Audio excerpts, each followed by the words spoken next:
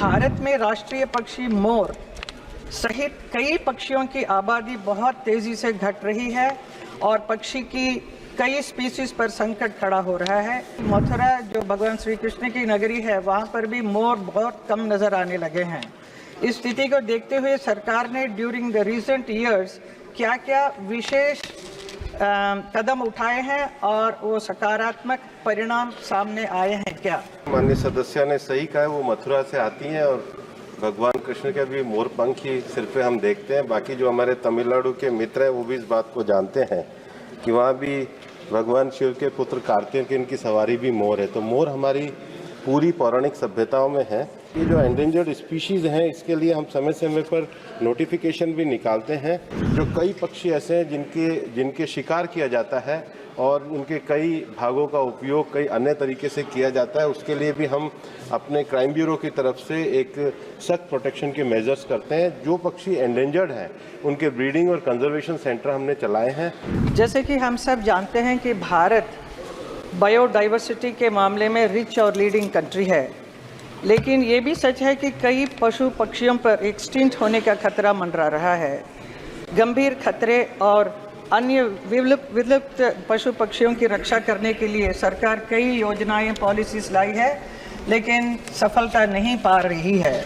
मेरा माननीय मंत्री से यही सवाल है कि भारत में राष्ट्रीय पक्षी मोर सहित कई पक्षियों की आबादी बहुत तेज़ी से घट रही है और पक्षी की कई स्पीसीज पर संकट खड़ा हो रहा है।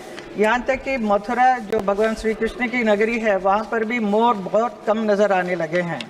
इस स्थिति को देखते हुए सरकार ने ड्यूरिंग द रिसेंट ईयर्स क्या क्या विशेष कदम उठाए हैं और वो सकारात्मक परिणाम सामने आए हैं क्या? माननीय अध्यक्ष महोदय, माननीय सदस्य ने सही कहा है, वो मथुरा से आती हैं और भगवान कृष्ण के भी मोर पंख ही सिर पे हम देखते हैं। बाकी जो हमारे तमिलनाडु के मित्र हैं वो भी इस बात को जानते हैं कि वहाँ भी भगवान शिव के पुत्र कार्तिकेय की सवारी भी मोर है। तो मोर हमारी पूरी पौराणिक सभ्यताओं में है।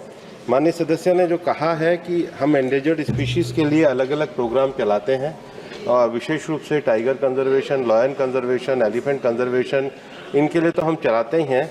लेकिन जहाँ तक ये जो एंडेंजर्ड स्पीशीज़ हैं, इसके लिए हम समय समय पर नोटिफिकेशन भी निकालते हैं।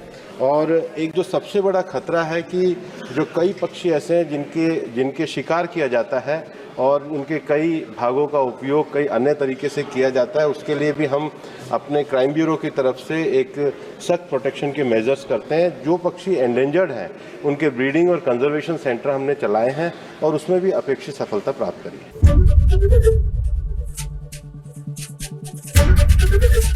एबीपी गंगा, खबर आपकी, जुबान आपकी।